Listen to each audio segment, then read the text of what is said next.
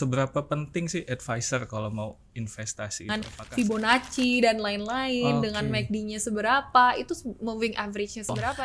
Aku nanya kayak, is it better untuk take profit atau aku hold atau gimana? Trading tuh cuman pencet-pencet aja. Mbak, saya punya 10 juta nih, invest apa ya sekarang? Ya, banyak orang tuh udah mulai bergantung sama AI banget. Kita kayak surprisingly banyak banget yang nanya ke AI. Udah kayak seserem itu.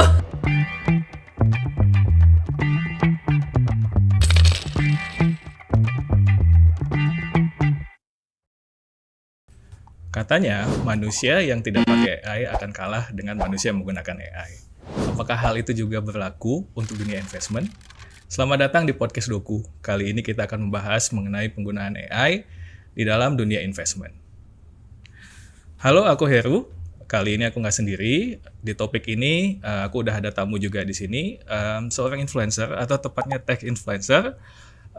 Langsung aku kenalin aja. Ada Mbak Teresa. Halo Mbak Teresa. Halo Mas Heru. Apa kabar? Baik. Mbak Teresa ini adalah sosok di balik sosial medianya Teresa Learns yang udah banyak cerita tentang teknologi atau spesifik teknologi di investment juga ya Mbak. Yes. Dan aku lihat terakhir sih ada ketemu dengan Pak Sandiaga Uno. Oh iya. How was it? Baru aja itu kapan ya, minggu lalu kayaknya. Sebenarnya bahas seru sih sama Pak Sandiaga Uno, karena kemarin tuh kebetulan itu diskusinya dengan McKinsey. Kita bahas bagaimana Indonesia tuh bisa mencapai high income society di tahun 2045. Itu seru sih bahasnya, kita benar-benar close door, tapi aku kesempatan juga buat nanya, bisa nanya-nanya kayak gimana sih, apa sih yang perlu diimprove dari capital kita, dari human resource kita, sama infrastruktur negara ini dan lain-lain. Makanya seru sih. Nah, aku lihat juga sih pertanyaan terakhirnya Kak Teresa di situ adalah di konten itu sih yang part terakhirnya adalah gimana sih caranya kita di Indonesia bisa mencapai negara dengan pendapatan yang juga meningkat dari peningkatan capital kita. Jawabannya apa sih waktu itu? Nggak boleh di-spill. Bener-bener aku nggak taruh jawabannya karena kebetulan kemarin tuh abis nanya nggak aku capture tuh orang yang jawab dari McKinsey. Okay. Nah sebenarnya jawabannya sih simpel. Kita tuh sekarang mungkin udah shifting yang Gen Z ini mulai masuk ke banyak yang freelance work, banyak yang mereka tuh kena layoff dan part time gitu ya. Memang dari dulu atau beberapa tahun ini trennya seperti itu. Cuman yang dia bilang Indonesia itu harus masuk ke reindustrialization again, yang dimana kita harus memperbanyak lowongan korporat, jadi pekerjaan yang biasa ada di kantor, kemudian kita juga harus open investment dari luar. Jadi misalnya nih pabrik mobil yang elektrik yang sekarang tuh lagi banyak masuk segala macam, itu tuh sebenarnya membuka peluang pertama untuk employment, kedua untuk talent matching juga. Karena kan biasa misalnya pabrik atau IP dari luar ini kan berasal dari Cina, dari Korea, dari mungkin negara yang lebih maju dan mereka mau ekspansi ke sini. Jadi di situ sebenarnya kita bisa ningkatin human capital dengan talent matching juga gitu. Jadi kira-kira nih di 2045 dengan keadaan sekarang nih, kita bisa mencapai itu nggak sih tadi? Sebenarnya tergantung juga dengan support dan infrastruktur yang kita punya. Karena capital tuh ada 5 kalau nggak salah, tapi aku nggak ingat semuanya. Cuman ada infrastruktur, ada human, ada financial capital, terus ada beberapa capital lain. Nah, contohnya dari infrastruktur nih, kayak kita dari sisi roads, dari sisi development antar pulau, kayak desentralisasi itu, kayak kita bisa gak sih menopang kayak laju bisnis gitu loh di Indonesia. Terus ada juga government support atau institutional support. Dari kalau misalnya kita udah punya duitnya, udah punya financial capital, udah punya human resource-nya, tapi kalau misalnya nggak ada government support yang kuat atau mungkin duitnya nggak dialihkan dengan benar, itu kan jadi susah buat kita maju. Jadi itu semua sih pengaruh banget dengan kemajuan itu ya. So jawabannya aku masih nggak tahu jujur sampai sekarang. Basically gimana caranya bisa narik investment dari luar lah ya, itu untuk meningkatkan iklim ekonomi yang ada di Indonesia. Betul, karena kayak misalnya sekarang kita buka usaha pun itu nggak secepat itu. Kayak kalau nggak salah perbandingannya kemarin, kita kalau di Indonesia mau buka usaha harus punya $1.000. Sedangkan di Singapura orang-orang tuh mau buka usaha, mereka cuma butuh $30. Gitu. Itu udah cukup gitu. Itu udah cukup untuk buka misalnya CV atau PT. Kemudian dokumen yang dibutuhkan nggak sebanyak itu. Jadi gimana caranya UMKM kita juga bisa naik kelas dan dari UMKM ini naik ke UKM, terus bisa memberdayakan atau membuka lebih banyak lowongan untuk orang-orang yang bisa masuk ke dalam corporate ini. Jadi gitu sih caranya untuk naik level. Gitu. Tapi ini kan since kita nih bahas tentang investment nih, aku pernah dengar nih untuk investasi pribadi lah. Mbak Teresa ini pertama kali investment itu di Bitcoin ya dengan $100 yang digunakan gitu ya. Benar. Itu benar gak sih? Iya. Benar. Itu gimana ceritanya waktu itu? Sebenarnya itu pertama kali aku investasi itu nggak di Bitcoin sih. Aku sebenarnya di saham US karena kebetulan waktu itu sekolah di sana. Terus pertama kali invest kayak bahkan nggak tahu mau invest di mana. Kayak aku investasi di perusahaan radio segala macam yang udah kayak sunsetting gitu.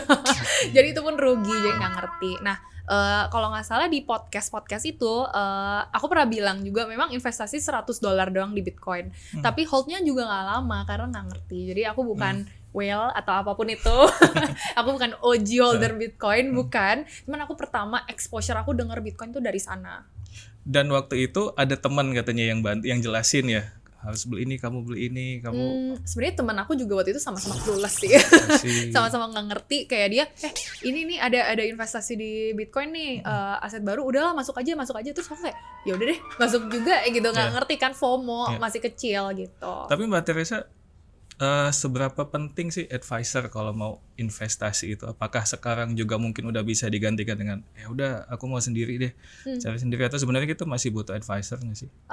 Sebenarnya kalau advice atau edukasi gitu ya, gimana caranya kita mulai investasi dan lain-lain, itu tuh udah bisa didapetin online. Kayak kita buka YouTube, ikutin influencer yang memang keuangan dan lain-lain. Konten semua itu finansial udah itu semuanya bisa. Available free. Apalagi sekarang akses buat kita investasi itu tuh jauh lebih dipermudah daripada yang dulu gitu. Contohnya aja kita dulu atau mungkin sekarang juga ya, kita mau beli IPO atau mau beli pre-IPO dari saham Indonesia itu agak susah karena perlu mungkin submit dokumen dan lain-lain, terus harus abis itu di filter lagi, nggak semua lotnya itu terpenuhi gitu kan. Nah kalau misalnya kita masuk ke instrumen yang seperti saham atau kripto, itu sekarang udah gampang banget gitu untuk masuk ke investasi, dan bahkan di masing-masing aplikasi aja kadang mereka udah ada edukasinya juga sendiri. Jadi menurut aku barrier to entry-nya tuh lebih rendah, makanya banyak mungkin yang milenial dan Gen Z itu udah mulai melek financial karena segampang itu sebenarnya buat masuk ke investasi ini. Kita nggak perlu kayak punya mentor terus ikutin dia investasi apa aja portfolionya, semuanya udah available online sih. Udah banyak platform juga yang bantu kita ya. Oke, dan ini karena kita spesifik bahasnya tentang AI ya. Aku itu taunya sebenarnya AI itu cuma buat animasi video lucu-lucuan atau buat musik lah kayak gitu. Yeah. AI bisa buat membantu investment juga ya? Bisa. Karena gini, untuk AI dalam investment itu mungkin dari sebagian teman-teman atau teman-teman kreator atau KOL itu tuh mereka udah pakai sebenarnya udah untuk analisa sendiri gitu. Aku pun udah pakai. Jadi bahkan ada beberapa keluarga yang mereka tuh casual investor aja, nggak yang serius-serius banget, nggak punya konten dan lain-lain. Itu dia udah lihat juga dan pakai chatbot kayak ChatGPT untuk analisa konten gitu. Jadi AI itu bisa sespesifik kayak misalnya kita nanya performance dari suatu kripto atau suatu saham gitu ya. Kita tanya sampai specifically 5 menit time frame atau 15 time frame, itu dia udah bisa kasih kita saran gitu. Tapi dari beberapa cara tadi sebenarnya itu kelihatan ini nggak sih kualitasnya gitu berbeda nggak? Kalau tadi misalnya kita ada beberapa tahapan ya, mungkin dari teman kita yang paling konvensional juga word of mouth kayak gitu. Kemudian yang kita cari sendiri lewat platform, sampai yang terakhir tadi menggunakan AI. Reliability-nya gimana sih? Reliability-nya menurut aku lumayan oke sih, karena gini, untuk kita dengar teman-teman itu untuk mereka nge-call atau ngasih signal atau ngasih rekomendasi itu kan butuh conviction yang kuat ya, butuh kayak keyakinan kalau koin ini kuat, kecuali memang dia mau nipu atau punya maksud lain lah di maksud lain ya, gitu ya untuk ngepom-pom si kripto atau si saham ini dan lain-lain. Tapi kalau dari ChatGPT menurut aku tuh bagus banget buat technical analysis. Bahkan bisa juga kita buat fundamental analysis karena dari technicalnya dia bisa ngelihat dan chartingnya, terus bisa kayak ngelihat juga mungkin bisa masukin, kita bisa nge-prompt juga kayak coba dong tes si instrumen investasi ini dengan Fibonacci dan lain-lain, dengan MACD-nya seberapa, itu moving average-nya seberapa, itu dia udah bisa baca semua. Dan bahkan dia kalau misalnya kita suruh dan prompt dengan benar, kalau kita tarik lagi historinya, itu dia bisa nge-compare gitu loh. Yang penting sih key-nya itu adalah gimana caranya kita nge-prompting AI ini supaya dia tuh lebih powerful dalam memberikan saran atau rekomendasi ke kita. Bahkan tuh ada aku punya temen yang memang kerja di capital market yang mungkin asset manager ya, tapi asset manager ini kan mereka dari dulu tuh kerjaannya ngapain sih, harus kayak bikin research, harus banyak kayak compare dengan news yang ada, dengan analisis yang ada, historical, ngelihat juga market cap-nya, mungkin ada index dan lain-lain. Nah sekarang mereka aja tuh udah dipower oleh AI gitu loh. Oh gitu. Bahkan orang-orang yang memang kerja di industri finance atau di industri keuangan itu udah dipower heavily oleh AI sekarang. Jadi itu benar-benar new tool yang sangat-sangat masif sih sekarang digunakan. Tapi kan tadi Mbak Teresa bilang untuk berbagai instrumen keuangan ya. Mungkin kalau aset manajemen yang konvensional yang mereka juga pakai gitu untuk yang untuk instrumen-instrumen keuangan yang masih konvensional juga. Kalau misalnya kita ngomong ke yang digital kayak gitu, AI itu juga masih bisa digunakan untuk itu, kayak misalnya mungkin NFT atau Bitcoin kayak gitu. Dia melakukan analisa untuk investasi kita. Kalau Bitcoin masih bisa, aku kayak masih pribadi aku masih nyobain. Kayak kita mau ngecek trennya ini gimana bisa, nih di setengah tahun banget. Terakhir gitu ya. Bisa, nah, itu bisa banget. Itu bisa dipakai ya berarti ya. Bisa banget, bahkan kayak baru aja kemarin aku kayak nanya, iseng aja gitu. Bitcoin kan baru all time high 122.000 ya. Sekarang hari ini udah turun 5% sih sebenarnya. Karena memang biasa udah mencapai all time high dia pasti agak turun dikit gitu. Aku nanya kayak is it better untuk take profit atau aku hold atau gimana, dan dia tuh bisa ngasih kayak saran gitu dan rekomendasi. Oke, kalau misalnya gue holdnya long term, mungkin jual aja kayak 30-40%. Ini ChatGPT ngomong kayak gitu. Terus kalau misalnya emang udah mencapai target nih, gue masuk dari misalnya 2023 ketika harganya udah 30.000. Kan harga dari 30.000 ke 122.000 itu kan udah lumayan banget kan. Pasti udah capai target pribadi gitu. Kalau udah capai target, ya kita bisa take profit. Jadi dia tuh bisa ngasih rekomendasi sespesifik itu. Nah, tapi kalau NFT itu beda lagi. Karena kan cycle-nya sebenarnya udah lewat nih NFT. Iya. Jadi NFT tuh lebih ke collectible item aja sih sekarang. Oke. Nah ini yang lebih berat lagi. Beberapa investment juga memungkinkan kita untuk bisa spending atau invest di startup atau company. Yes. Kayak gitu. AI bisa masuk juga nggak ngeliat kayak ini projection dari startupnya teman gua nih gimana nanti ke depan gitu. Fun fact, kadang tuh aku pakai AI buat ngelihat financial projection atau kayak ngebandingin juga nih, misalnya satu perusahaan performance-nya dengan lihat financial projection-nya dengan perusahaan lain financial projection-nya seperti apa, itu bisa pakai AI juga gitu loh. Oh, ini tuh return-nya, ROI-nya, kemudian kayak break even-nya berapa lama dan lain-lain. Those kind of like financial statement atau financial information itu sebenarnya udah bisa kita kulik dan pakai AI untuk bantu kita matching gitu loh. Tapi sebenarnya kalau misalnya apakah kita make decision atau enggak, apalagi di dunia startup ya. Di dunia startup tuh tricky-nya karena kita harus percaya juga sama foundernya. Iya, ada faktor-faktor human-nya ya di situ situ ya. Ada faktor human-nya, kita lihat apakah si foundernya ini bisa kerja atau enggak, bisa fundraising atau enggak gitu kan. Terus kayak dia performa dia dengan timnya, how well they work together dan lain-lain, itu juga pengaruh banget gitu loh dengan decision si investor ini apakah mereka mau investasi ke startup tersebut.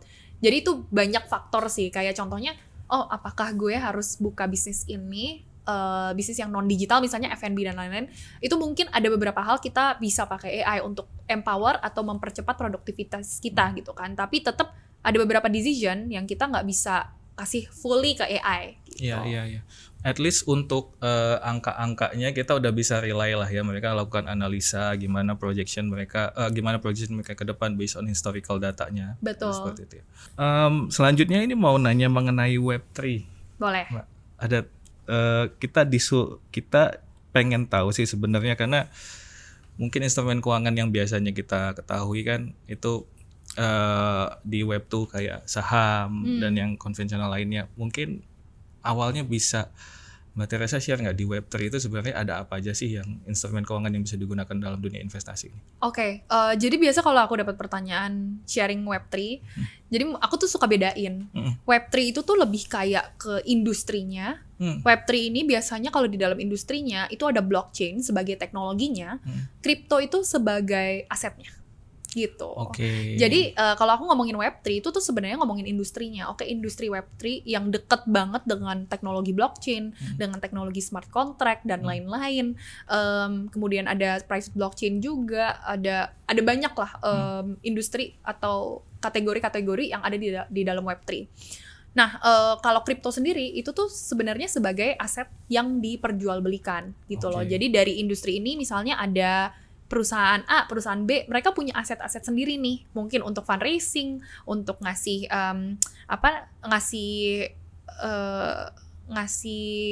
stimulan juga ke para followers atau community-nya, itu bisa menggunakan kripto gitu. Jadi sebenarnya bedanya itu sih.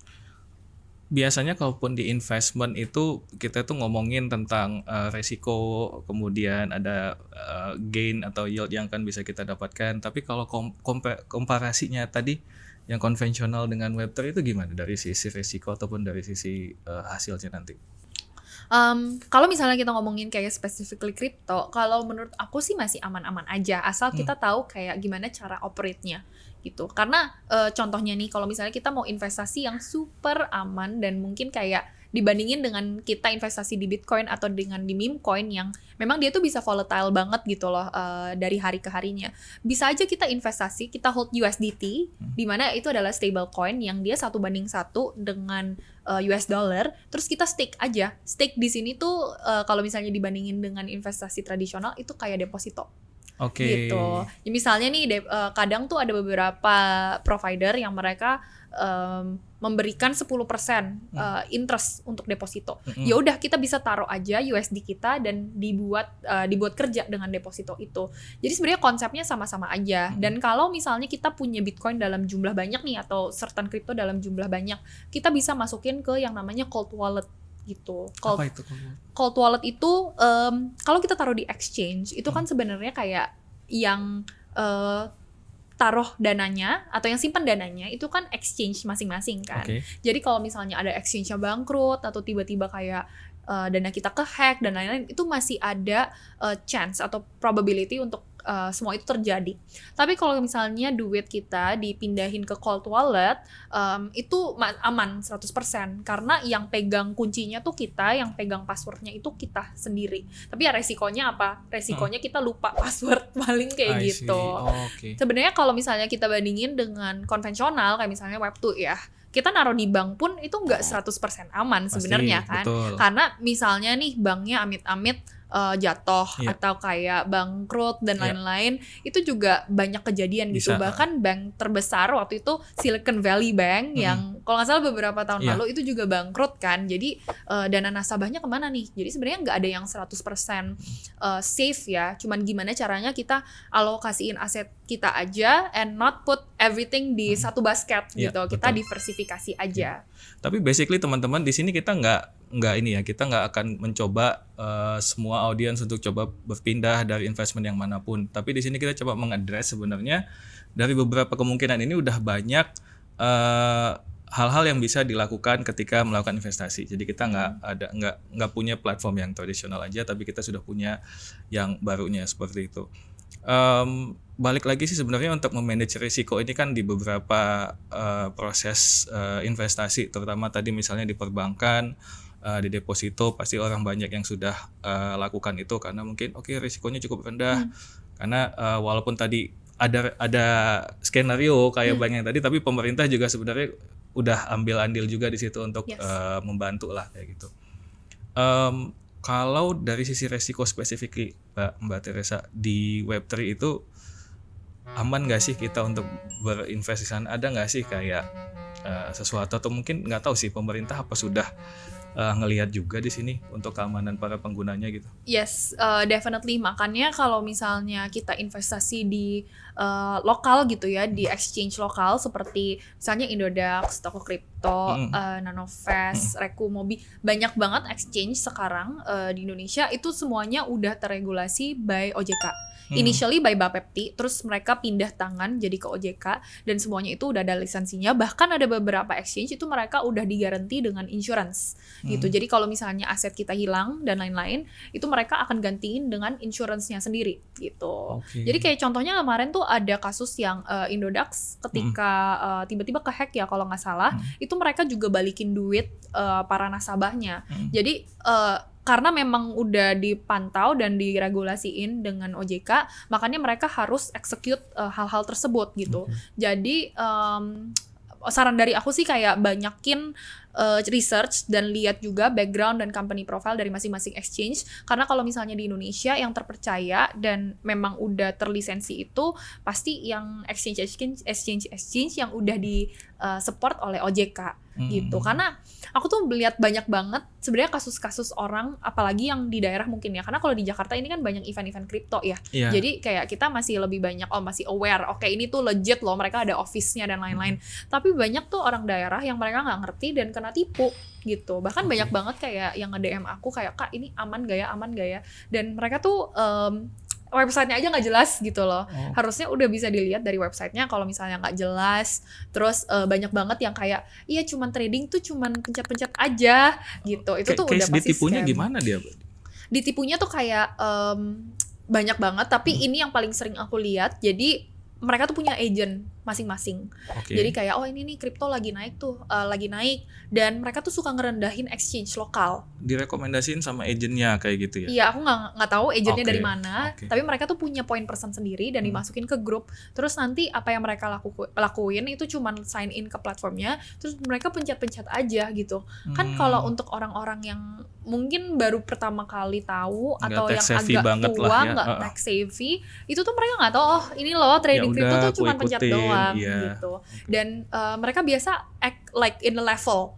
Jadi misalnya gue tuh level bawah, terus gue harus naik lagi ke level kedua, level ketiga itu mungkin deposit lagi, terus kayak harus ngelakuin some activity yang agak sketchy, dan ketika mereka mau withdraw itu nggak bisa. Biasa tuh dipersulit gitu ya? Dipersulit banget, diminta untuk top up lagi, untuk dokumentasi dan lain. Ya, itu kayak banyak banget ternyata terjadi gitu loh sekarang. Tapi menarik Mbak Teresa, tadi sempat bilang kalau sebenarnya di luar area Jabodetabek juga udah banyak yang mau coba invest di ranah ini ya, di Web3 ini gitu, di industri ini. Potensinya besar nggak sih di Indonesia sebenarnya, atau masih banyak nggak sih yang belum dibantu gitu untuk mereka bisa kenal lebih jauh mengenai industri ini? Potensinya sebenarnya besar. Aku tahu beberapa exchange yang memang mereka strateginya itu malah bukannya fokus di Jakarta aja atau Jabodetabek, tapi mereka tuh udah mencar ke banyak kota di Indonesia gitu. Karena memang kita tuh centered banget di area Jakarta. Jadi banyak yang mereka tuh pengen belajar tapi nggak kesampaian gitu. Dan banyak bahkan tuh yang masih umur 17 tahun, 18 tahun yang mereka tuh mau banget belajar tentang kripto tapi nggak ngerti dari mana. Jadi sebenarnya Indonesia tuh luas banget ya, dan kita marketnya sangat besar, dan ada aja pasti yang target market yang belum ke capture gitu loh, dibandingkan dengan mungkin neighboring country kita seperti Singapura. Mungkin mereka investment atau basket size-nya tuh lebih tinggi, daya belinya lebih tinggi, tapi orang-orangnya kan sedikit gitu ya. Nah makanya sebenarnya Indonesia pun kalau nggak salah tuh masih di bawah 15% adopsi orang-orang yang memang udah investasi di kripto. Jadi masih banyak banget yang untapped gitu loh. Cuman gimana caranya aja kita sebagai edukator atau KOL, influencer, terus juga broker-broker atau bahkan exchange ini masuk untuk tap in ke orang-orang yang memang belum terpegang gitu loh. Karena kalau di luar tuh mungkin lebih banyak tertariknya investment di yang tradisional, mungkin kayak sektor real, kayak beli aset seperti itu ya. Atau mungkin saham kali masih di situ ya, belum banyak yang masuk ke industri ini. Sebenarnya aku nggak say no ke sektor real sih, karena sektor real tuh tetap di mana-mana. Setelah aku nyoba invest sana sini masih paling aman nih. Masih paling aman. Cuman kan modalnya besar. Misalnya kita mau investasi di properti aja, kita butuh duit buat beli tanah, buat bangun rumah, terus abis itu dijual lagi gitu kan. Misalnya mau investasi di kos dan lain-lain kan modalnya gede, udah kayak berapa M aja gitu kan. Kayak restoran pun juga modalnya besar pasti. Aku kebetulan ada beberapa restoran juga di Bandung dan itu modalnya pasti besar karena kita butuh bayar untuk operation, butuh bayar untuk capitalnya juga, untuk sewa tanah dan lain-lain. Tapi kalau kripto ini tuh atau investasi yang digital itu tuh gampang banget, makanya barrier to entry-nya rendah gitu. Cuman hanya perlu lebih banyak edukasi aja sih. Iya, belum banyak yang kenal kayaknya kayak gitu ya.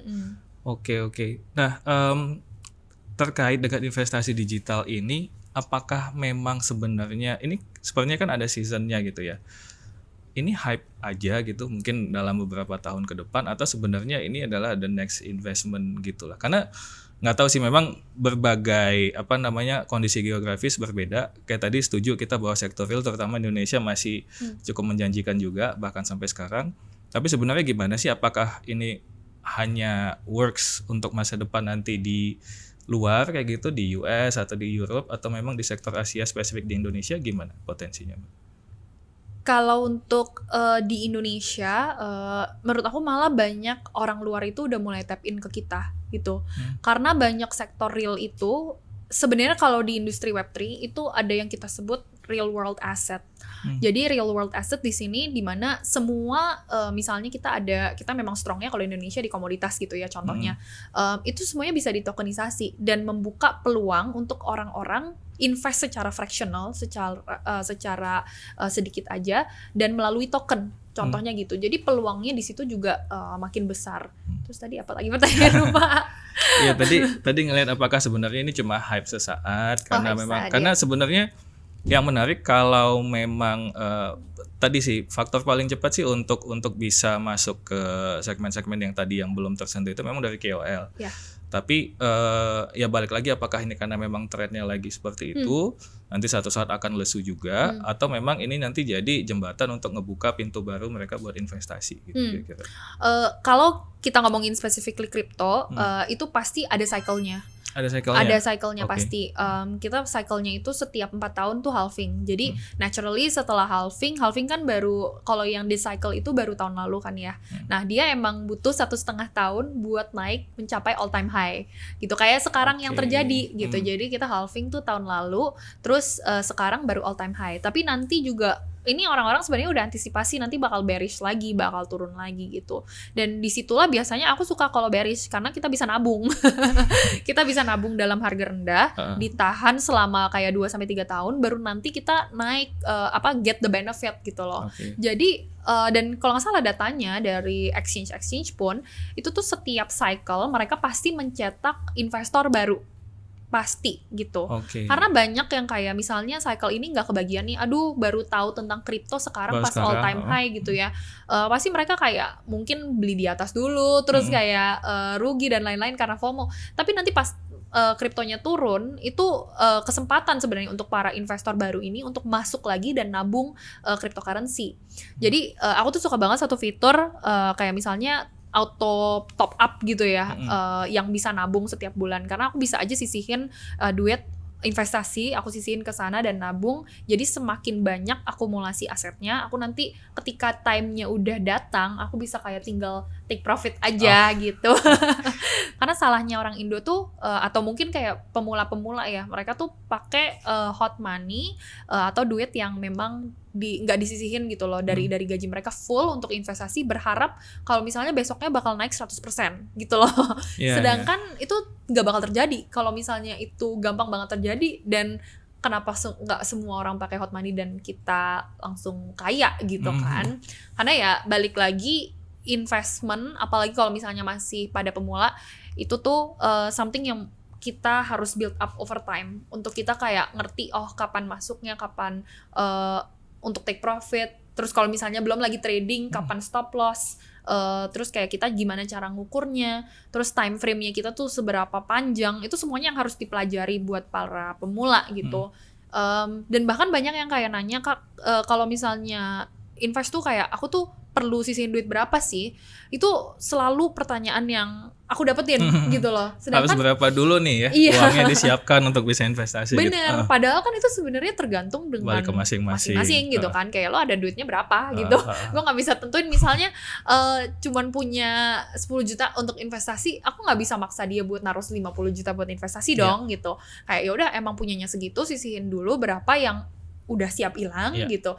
Baru mulailah dari sana. Terus nanti kalau misalnya udah comfortable atau punya duit misalnya udah cuan nih udah 20%, 30%, jangan langsung dibelanjain dong gitu. Okay. Biasanya tuh dari cuannya ini aku masukin lagi ke investasi gitu, atau dari modalnya kalau udah balik modal ada beberapa yang stylenya gini, yaudah modalnya gue ambil, cuannya ini gue puterin lagi gitu. Karena emang itu tadi datangnya dari yang unexpected lah sebenarnya kayak gitu ya. Uang dasarnya udah ada. Tapi kalau misalnya ada yang nanya nih Mbak Teresa, Mbak saya punya 10 juta nih, invest apa ya sekarang gitu. Itu bisa dijawab nggak? Kalau tadi katanya kan harus berapa memang susah gitu. Tapi kalau dia ngomong, ini saya punya segini nih, invest apa yang bagus buat sekarang gitu. 10 juta deh. Kalau sekarang jangan as of today, tanggal berapa nih? 16 ya. Ini tayangnya tanggal berapa Mas? Kalau Bitcoin lagi all time high jangan beli dulu. Jangan beli dulu ya. Jangan beli dulu dong, kan itu lagi tinggi banget. Kalau misalnya pada FOMO nih, aduh kemarin all time high beli deh, hari ini aja turun 5% gitu kan. Jadi coba investasi, apalagi pemula, investasinya tuh yang kayak aset yang safe banget gitu. Kayak aku aja masih spread kayak misalnya di deposito ya. Terus aku tuh ngikutin ETF kayak misalnya S&P dan lain-lain. Itu aku masih nabung di sana gitu loh. Jadi yang aman-aman aja dulu. Dan misalnya kita dapet nih, kita punya 20% dari gaji kita sisihin untuk investasi. Nah, itu juga harus diversifikasi lagi dari 20%-nya. Misalnya yang high risk aset itu berapa persen, yang safe aset tuh berapa persen gitu. Misalnya 50% high risk, 50% itu safe. Terus bagi lagi 25%-nya lagi tuh misalnya ada yang buat trading, ada yang buat invest di high risk aset seperti kripto.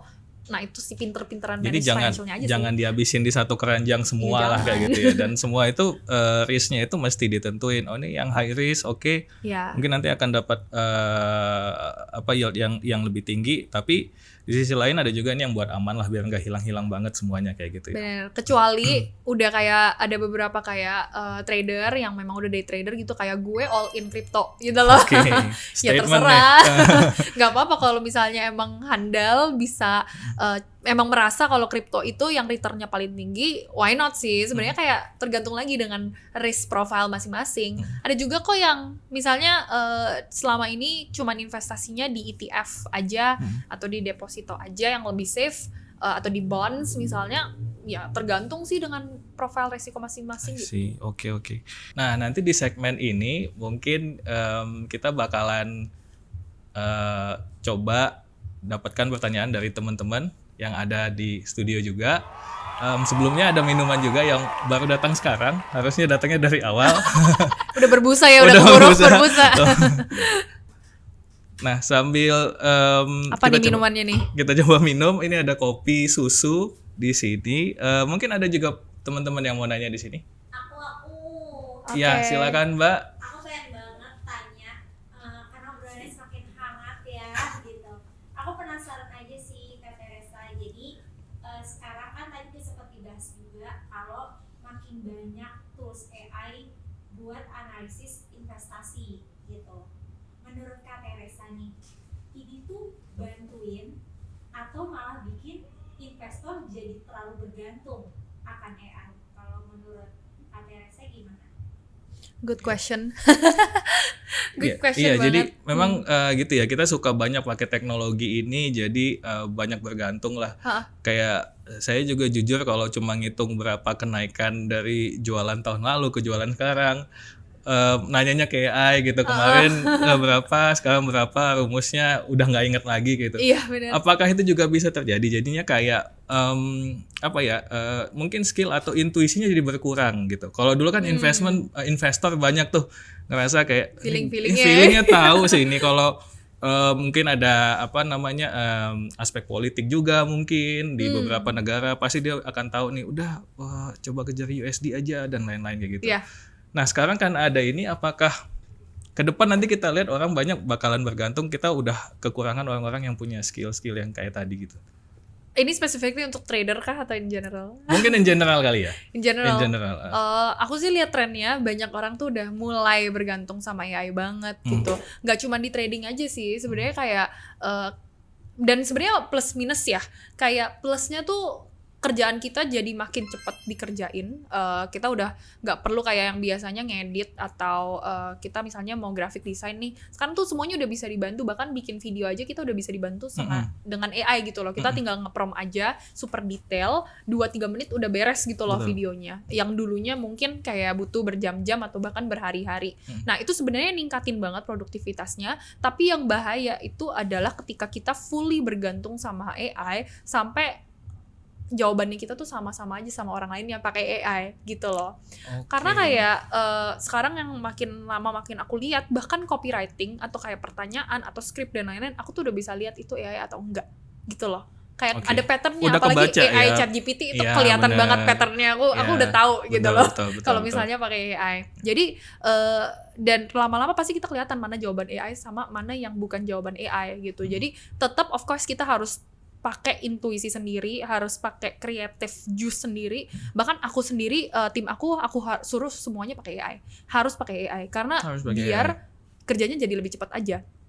Cuman inti misalnya dari skripnya atau aku lagi mau bikin something yang super kreatif, itu tuh nggak terlalu bisa dibantu oleh AI karena apa yang akan nge-relate dari sisi konten di rumah dengan audience di rumah itu tetap apa yang kita jalanin secara pribadi gitu loh. Tapi tetap aja kalau misalnya kita balik lagi ke masing-masing trader, of course udah banyak trader atau udah banyak orang-orang yang mau nyoba trading gitu ya, itu bisa banget dibantu oleh AI gitu. Kayak misalnya kita mau ngitung market cap atau kita mau ngitung kayak persentase atau indeks dan lain-lain menggunakan AI, itu udah bisa kita oper ke mereka, kita nggak usah ngelihat formulanya satu-satu, ngapain gitu kan. Tapi kan tetap yang bikin trading plan-nya kita, terus yang eksekusi itu juga kita gitu. Itu masih menggunakan intuisi sih sebenarnya. Basically AI itu bisa dimaksimalkan untuk keakurasian pengolahan data lah ya. Betul. Jadi kita kayak udah punya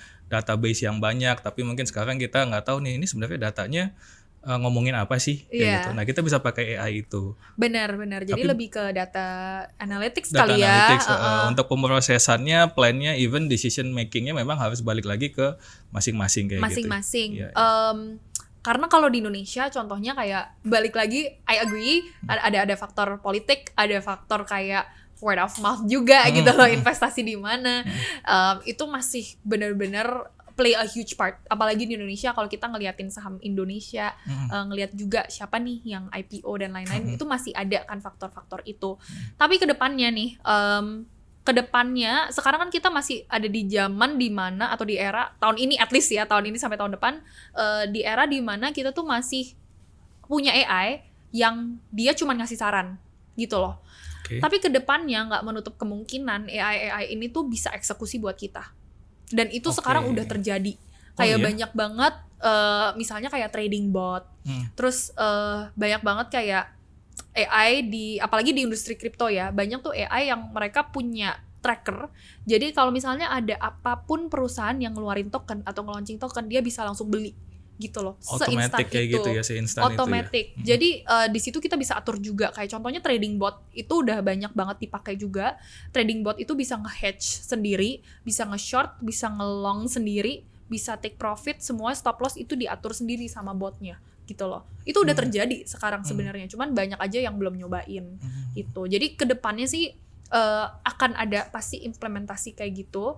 Cuman kayak sekarang kita lagi figure out aja gimana caranya setting up bot seperti itu atau kayak AI-nya supaya bisa nge-empower bahkan activity kita ke depannya. Karena sekarang tuh kita masih ada di era dimana disebut AI, generative AI, dan ke depannya bakal masuk ke agentic AI.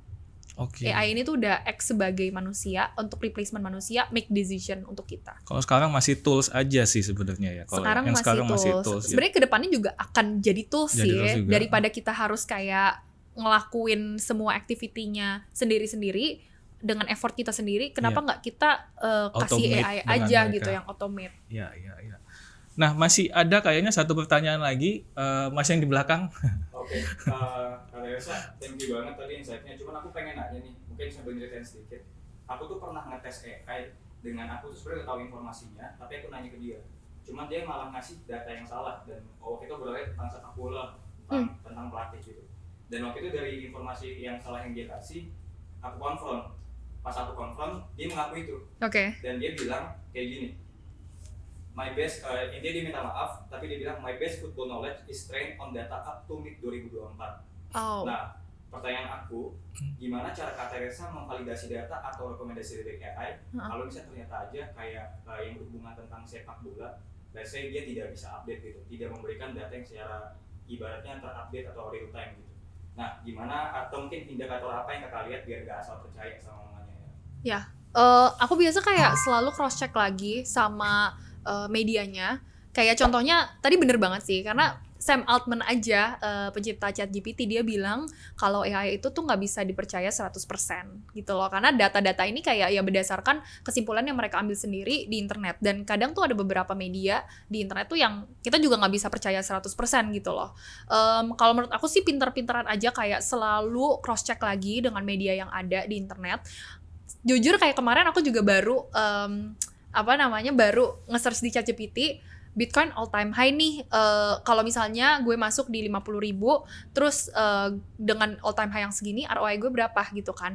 Dan si ChatGPT tuh baru ngasih all time high yang kalau nggak salah di 112.000 atau 115.000 gitu loh. Which is nggak updated dong, karena kan kemarin all time high-nya kayak 122.000 gitu. Makanya dari situ, oh salah nih, kita juga harus tahu, of course sekarang Bitcoin-nya tuh udah all time high, nggak harganya segitu. Makanya di situ kita nge-prom aja kayak, Bitcoin tuh udah all time high-nya segini, tolong dong bikin analytics-nya berdasarkan data yang udah gue masukin gitu. Jadi ya kita nge-prom juga harus bener, kita cek lagi source-nya, dan kita juga bisa cek sih sebenarnya kayak chatbot mana yang paling updated, karena ada beberapa tuh kayak contohnya DeepSeek, itu tuh sebenarnya updated, cuman ya DeepSeek kurangnya suka error aja sih. Tapi benar sih Mas, aku juga pernah tuh main tebak-tebakan klub bola. Terus waktu kita mau coba cek gitu, ChatGPT-nya salah sih ngasih taunya, kayak pemain bola tuh nggak pernah ada itu. Jadi benar sih, memang balik lagi sebenarnya itu dia based on data apa yang dia ambil sebenarnya, yang dia consume ya. Tapi aku penasaran deh, karena kan bola ini atau sports ini itu kan rely heavily banget ke probability kan. Kalau nggak salah aku tuh pernah nonton kayak satu movie yang main Brad Pitt kayaknya. Kayak dia tuh ngomongin tentang kayak probability player-player masing-masing ini, sama kalau misalnya digabungin itu tuh probability menangnya berapa. Aku penasaran deh, maksudnya kayak ada gak sih yang pernah nyobain misalnya Indonesia lawan Cina gitu, kayak kita probability-nya berapa sih? Iya, sebenarnya kayaknya bisa ya, dari historical hasil, kemudian nanti pemainnya yang saat ini ada, kualitasnya dengan yang sebelumnya kayak apa. Lebih kurang sebenarnya bisa. Mungkin ini kita jadi geser ke bola nih topiknya.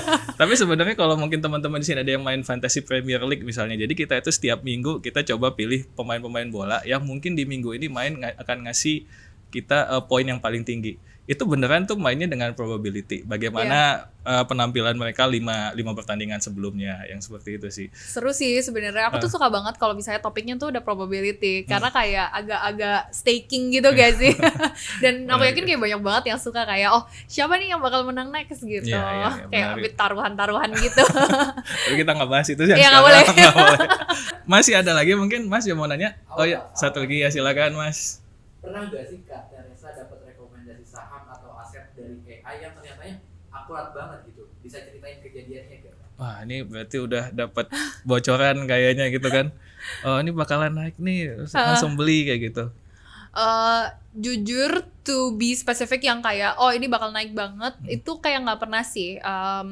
Karena biasa aku kayak suka nanya general aja, kayak iseng ke AI gitu, kayak top 5 kripto misalnya yang bakal naik tuh apa aja sih, dan mereka selalu jawabnya super general. Jadi kayak Bitcoin, Ethereum, Solana gitu, yang which is Ethereum nggak naik-naik gitu kan. Udah kayak bertahun-tahun nggak naik-naik. Jadi belum ada yang kayak super spesifik, karena biasanya kalau misalnya mungkin aku pun belum kayak pernah nyoba, coba dong analisa meme coin ini, coba dong analisa kayak koin-koin micin ini gitu loh. Dan analisa juga dengan masing-masing kompetitornya dan lain-lain. Mungkin itu bisa, cuman kalau misalnya aku nanya secara general kayak, coba dong apa sih top 5 coin, itu sebenarnya kayak ChatGPT atau AI yang aku coba tuh cuman ngeluarinnya itu aja sih. Karena mereka cuman bisa ngelihat data yang mungkin konservatif gitu ya, dan nggak bisa super spesifik di semuanya diolah oleh ChatGPT ini.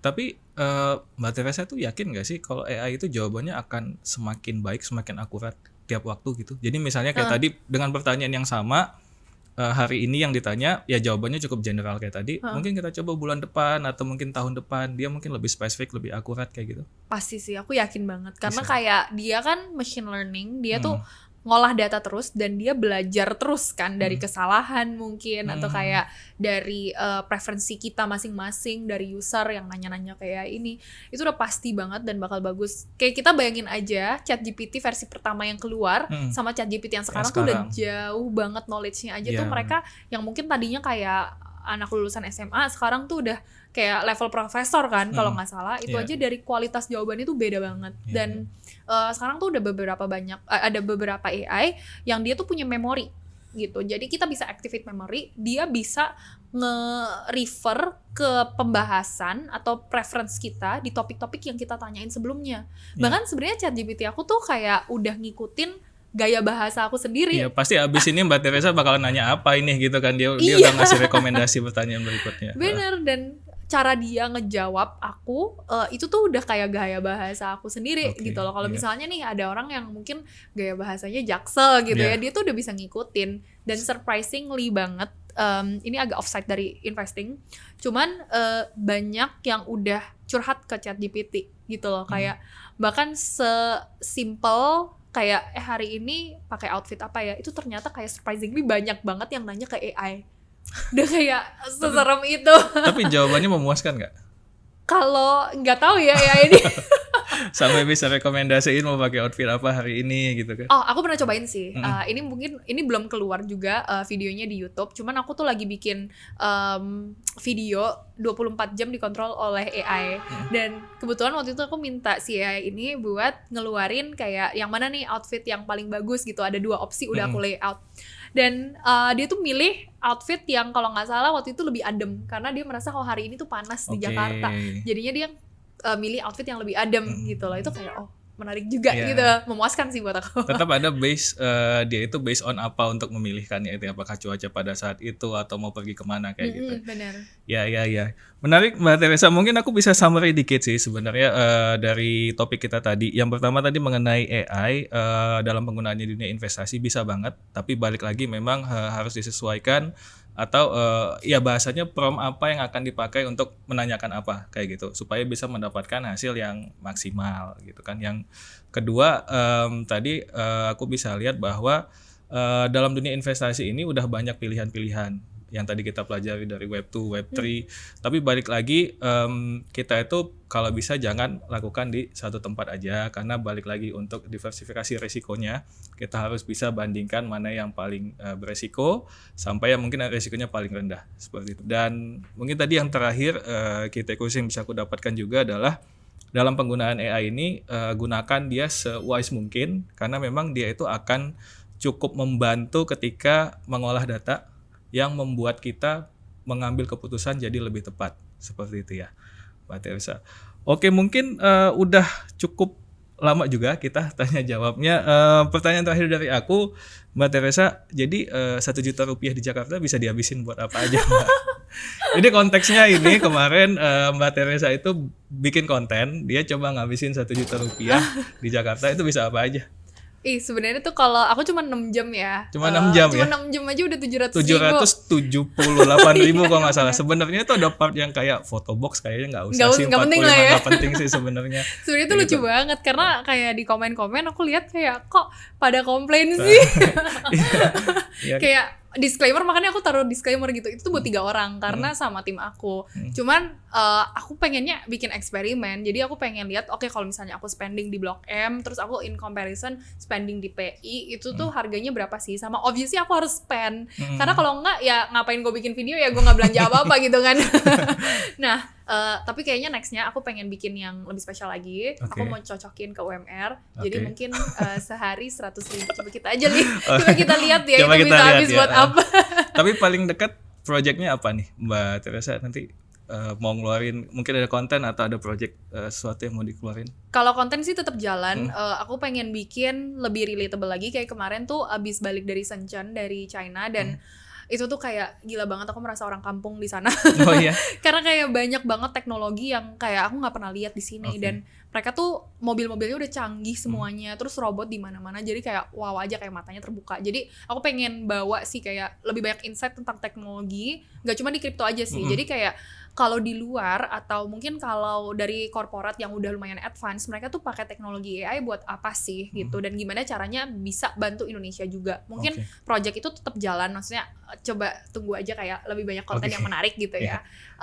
Kalau untuk personal, maksudnya di luar konten pribadi, aku ada beberapa bisnis, cuman yang pengen aku sneak peek sekarang, nggak tahu mungkin nanti pas podcast ini keluar tuh produknya udah launching atau belum. Jadi ini super new, aku lagi bikin creator monetization platform.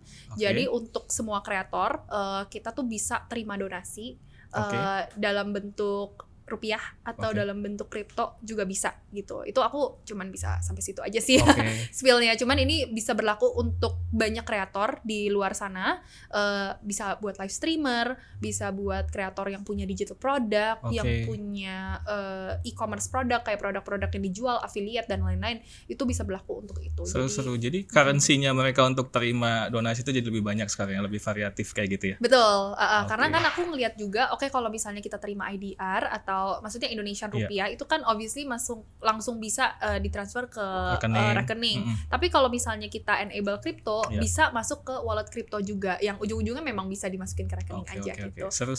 Tapi kalau misalnya kita terima kripto, bisa langsung kita alirin ke investasi. Jadi nggak langsung jadi saving account, tapi kalau dia mau lariin ke investasi apa itu bisa langsung di platform itu. Iya, betul. Seru banget, kita tunggu nanti Mbak Teresa. Mungkin itu dulu untuk topik hari ini. Terima kasih teman-teman. Kita ketemu lagi di podcast berikutnya. Bye.